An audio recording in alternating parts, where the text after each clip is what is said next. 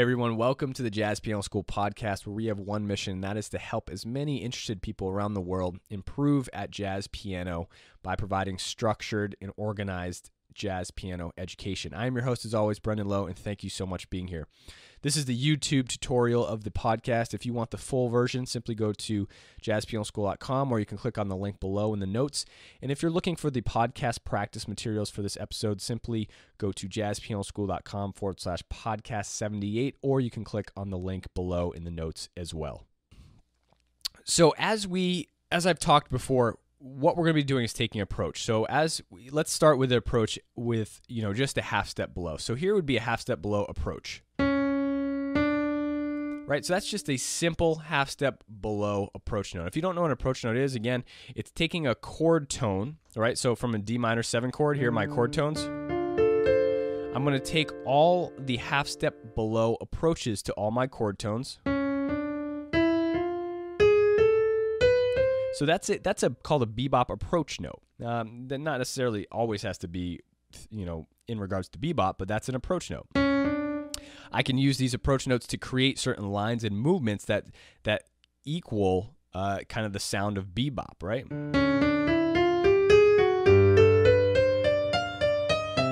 I mean, that's just a very simple bebop lick, but already you can hear that, the structure of using those approach notes creates that sound, creates the sound that most jazz pianists are looking for to get that bebop sound. So what we want to do here is we want to take an approach. So I can't explain all the approaches. There's lots of approaches, but I'm going to give you two today, and that's, again, it's going to be a half step below. So in order to structurally and organize in an organized way practice this, what you're going to do is you want to use your approach with the different chord tones to start your lines out. And I would simply use it for the two for just two chords and in a 2-5-1. So what do I mean by that? So let's take the first two chords of a 2-5-1, the D minor 7 going to the G7. And all we're going to do is start our line out using the half step below going to the root. That's our first approach, right? So I'm going to start my line out playing that, and I want to use this approach and lead into landing on a chord tone of the G7 chord. So for example, and 1, and 2, and 3, and 4, and 1. So basically, everything else that I played besides this approach note was diatonic. It was just using the D Dorian mode, and then I resolved to the third of my G7 chord. Now, you don't always have to resolve to the third. You just want to find a way to resolve to any chord tone from G7, right? So you have G, B, D, or F. So I can resolve to any other chord tone. I can go and 1, and 2, and 3, and 4, and 1. Now that is a super easy one. I just went up and down, right? I could resolve to the B down here somehow. And again, if you guys listen to the equational podcast, kind of how bebop equates, I don't know how I'm getting to that note yet, right? When I start to play my line,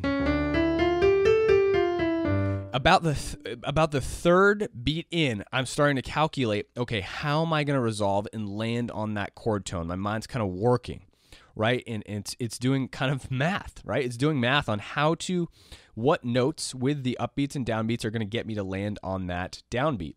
So here we go. If I'm kind of saying it out loud, and 1, and 2, and 3, right? So now I have 3 more notes before I need to get to that D. So I have and 4, and 1. So that just works out very, easily, and it's simple, right? If I were to make a jump though, and 1, and 2, and 3, and 4, and 1, that no longer matches up. So on my descent down from the B, if I had made that jump, right? And 1, and 2, and 3, and 4, right about here is where I start to calculate, okay, I'm going to make, this is my target tone, right? This D, I need to jump, right? If I'm on beat 4 here and I have one more note to play before I get to the D, I'm going to have to jump. So I can go and 1, I can go, and 1, and 1, right? So that's where some of your approach notes come in. But again, depending upon what you play you're going to be the one calculating how to get back to that note. All right, so and 1 and 2 and 3, and I could go back to the G and 4 and 1. So there's so many different variations, but you're kind of doing the math. But again, that was more about how to equate, but my purpose here was to say that I don't know how I'm going to get to this B when I'm using my approach, right? So here's my approach, and 1 and 2 and 3 and 4 and 1.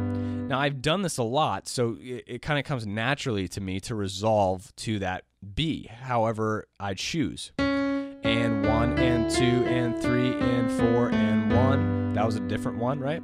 And 1 and 2 and 3 and 4 and 1. That time I added a little approach to the C first. So there's so many different ways, and again, it's up to you, but are the resolutions, maybe I should do another a tutorial podcast on the resolution part, but right now we're just really mainly focused on the beginning of our line. Now, approach notes can be used in the beginning as we're doing. They can be used in the middle, as I just kind of demonstrated. I approached the C, right, with a half step above approach. Excuse me. And they can be used to resolve, like you've seen me resolve, right? Sorry. Here's our half step resolution there, and it was actually a bigger approach there. Chord scale above, chord scale below, half step below to the chord tone there. So the resolution is a whole different ball game, but again, you can use these approaches however you want, in the beginning, in the middle, in the end, and I recommend that you practice doing that. So maybe I'm giving you examples how to start your approach off. Now, we want to take this in a directional and structured system so that you're actually making improvements, so it's not scattered all over the place, right? That's what JPS is about. That's what the course is about on the website. That's what all of my education is about structured, organized, directional practice in order for you to actually see improvement and get you to the spot that you want to get. So with this chord tone, this approach note, we want to do that with all the chord tones. So we are doing the half step below to the root. We want to do to the third now. Right? So and again, I'm just picking any of the chord tones from G7 to approach.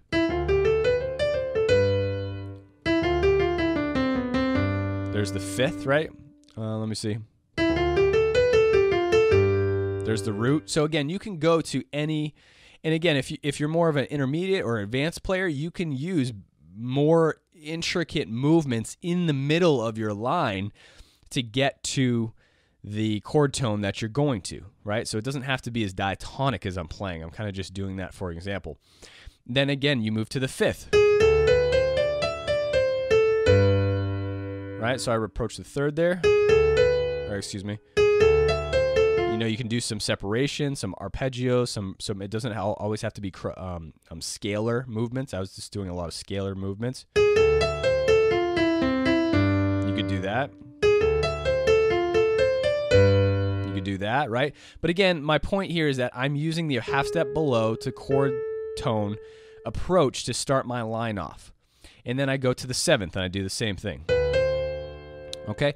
So what we're doing here is just taking two chords, right? We're taking two chords. Now, the thing here is, once we start to get the hang of this, then we move to the next chord, G7, right? This would be the next chord in our 2-5-1. So now we do all the chord tones for G7 and then connect them to the C major 7 chord, which is going to be the last chord in our 2-5-1, right? All right.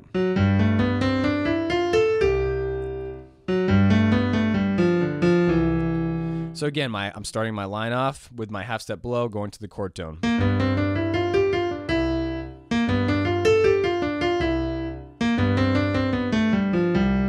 However you want to connect it, that's the purpose of the exercise, okay? So we're working on the approach note to start off, then we're working on the connection to land into our next chord, right? So we're connecting the chords together as well. So after we've worked on just two chords, then we want to take our approach, right? And we want to use it to get to the next chord, right? So this is going to be a little trickier. So if I start off with my half step below,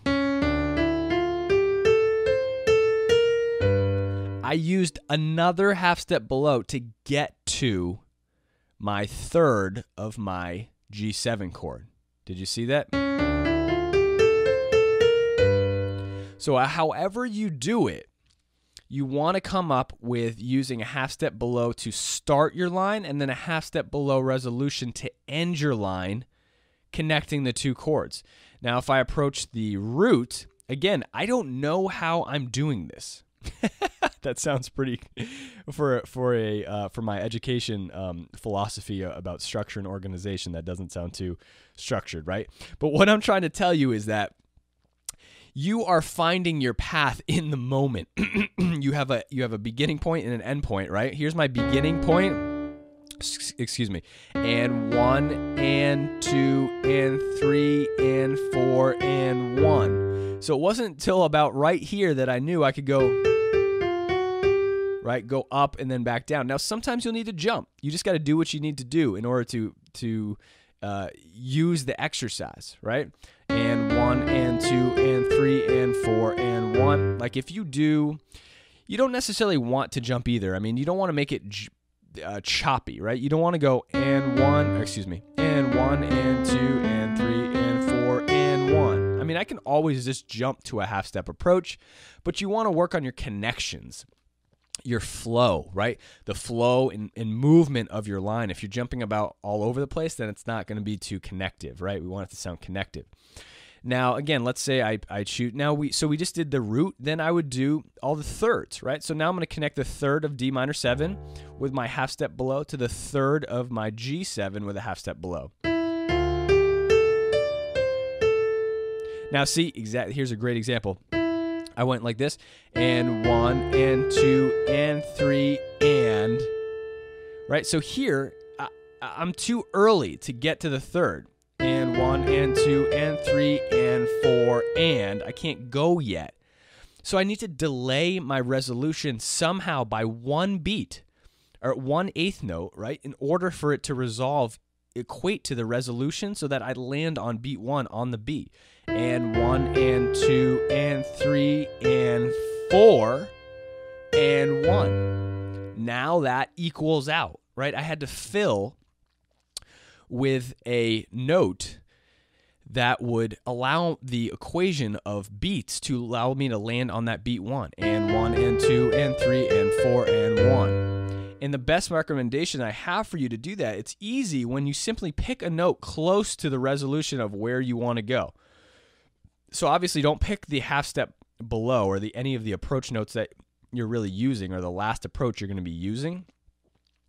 You want to pick some other note and 1 and 2 and 3 and 4 and 1. So in this case, I use the C more as a pivot, right? Now, then you'd move to the fifth and you do the same thing. I'd approach my the fifth of my D minor and try and approach the fifth of my G7. And again, you can use the fifth up here or down here. It doesn't matter, right? Okay. So again, my whole goal was just to land using a half step below to get on that fifth. Let's see if I can remember that. I could also go and 1 and 2 and 3 and 4 and 1. That sounds nice as well.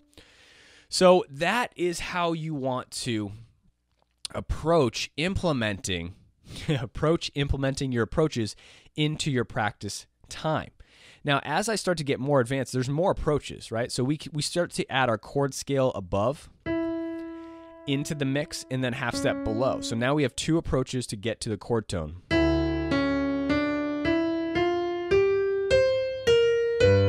Right? So you're taking two approaches, or excuse me, you're taking one approach initially, right? Practicing it through all your chord tones for your D minor to your G7, then G7 to C major. Then you start to take that same approach and use it twice, right?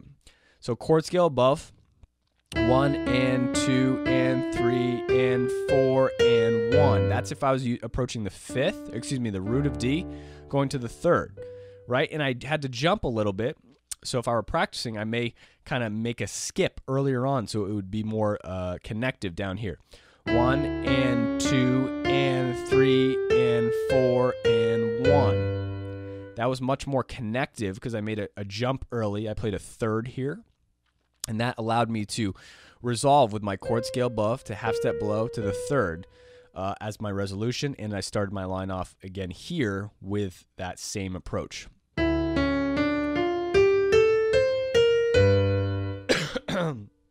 So that's how we start to actually make use. And again, they're like Legos. They're like Legos, guys. We're using these building blocks to actually put our solos together. And again, all of these Legos, all of these approach notes, they equate and equal the licks and transcriptions that you hear great bebop players playing. Bud Powell, Hank Mobley, Dizzy. I mean, all these guys are using these approach notes to put their bebop lines together. So by working on these building blocks of these Legos, you're actually creating more freedom in your playing to allow yourself to express, right? When you're just learning licks and implementing your licks into your solo, you're not allowing yourself to create complete freedom over the improvisational process. And that's where most students fail. That's where I see them struggle and get disappointed, because all they know is, okay, in this one spot in a tune, I can play the crap out of this lick that I practiced in all 12 keys, right? Rather than working on these building blocks slowly, and connecting the chords, that's going to allow you to play bebop over all chords, over any tunes, right? I mean, that's a very powerful analogy. I hope that makes sense. So anyway, in Jazz Piano School, that's what all the exercises are about, to build that foundation for you. So again, work through the implementation first of using your approach notes to start your lines off. Obviously, do this in other keys, right? Use different approaches. And then at the end, you can completely randomize it. So I might say to myself, okay, I'm going to use a half step below approach to the root. Then I'm going to use a chord scale above approach to the third, and then maybe a chord scale above to chord scale below to half step below to the third of C major 7. Right? So that's this is getting complicated for me as well, but it's really, really great practice at how do you connect the building blocks. And this will allow you, heck, you'll be just burning. You'll be burning through the chords because you've practiced these changes, right? So again, half step below, and 1 and 2 and 3 and 4 and 1, right? So I had to think about that a little bit. And 2 and 3 and 4 and 1. Okay? So taking random approaches, maybe write them down. I just tried to do that from memory, not the best way, but I'd write your approaches down first, write what note you're going to approach, take that through the keys. See if you can do that through every single key, right? Maybe you go to the key of A flat, right?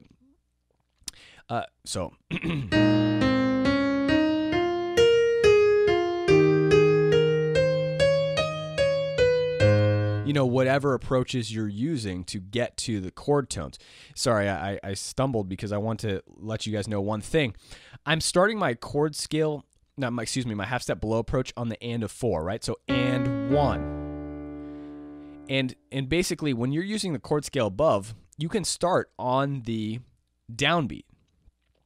Because it's a chord scale, it's like a delayed resolution to the 1. So instead of going 1 and 2 and 3 and 4 and 1, right? So 4 and 1. You can go 1 and 2 and 3. So this way, when you're playing, if anything happens, like let's say you land on that E on a downbeat, let's say you're coming from another 2-5-1, you're coming from, you're coming from a G major chord, 1 and 2 and 3 and 4 and 1, and you land on that E, let's say by accident, or just because your fingers play it. From this E, we can use that approach now as a delayed resolution. So we go 1 and 2 and 3 and 4 and 1 and 2 and 3 and 4 and 1. So no matter what diatonic note we land on, we can always get ourselves out of that situation and back on track to the downbeat. That's a very powerful tool right there, right? So you can use the approaches not only to land on the chord tones, but for as delayed resolutions too. It goes very, very deep. I can't go completely into it right now, but That's what the opportunity and potential does when you're harnessing the power of approach notes and implementing them strategically into your playing in order to improve your bebop improvisation. All right. So again, guys, thank you guys so much for being here. I hope you enjoyed that. And again, if you want the practice materials for this to get some more direction, some more help, go to JazzPianoSchool.com/podcast 78. I'm going to rest up so that I feel better for next week. As always, guys, happy practicing.